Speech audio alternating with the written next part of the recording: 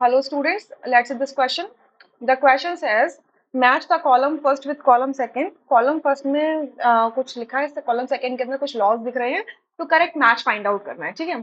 So A में लिखा है equal volume of all gases contain equal number of molecules at NTP. बिल्कुल सही है कि अगर आप दो या दो से ज्यादा gases ले रहे हो और उनका equal volume है under same condition of temperature and pressure, तो वो equal number of molecules carry करेंगे, ठीक है? So this law is given by Avogadro.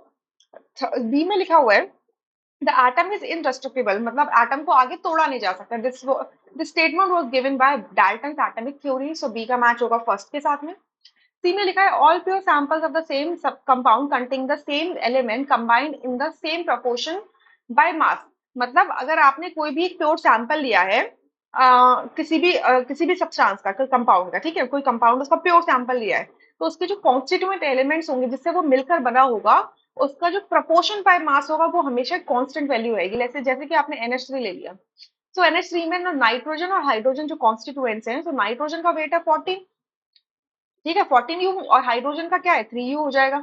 सो हमेशा नाइट्रोजन एंड हाइड्रोजन का जो मास रेशो है वो 14:3 का रहेगा हमेशा. तो this is called law of constant proportion या डेफिनेट प्रोपोर्शन भी बोल सकते हो. डी में लिखा है total mass before and after the chemical reaction is same. मतलब जब भी कोई केमिकल या फिजिकल रिएक्शन होता है तो उसमें मास बिफोर और आफ्टर रिएक्शन बिल्कुल सेम रहता है, मतलब ना तो क्रिएट होता है ना ही डिस्ट्रॉय होता है. This is known as law of conservation of mass, ठीक है.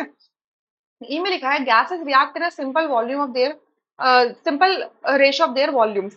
This was said by Gay Lussac's law.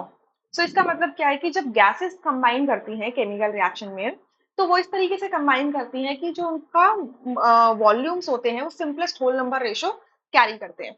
So accordingly आपका बी ऑप्शन यहाँ से करेक्ट होगा, rest options would be incorrect. I hope you understood. Thank you.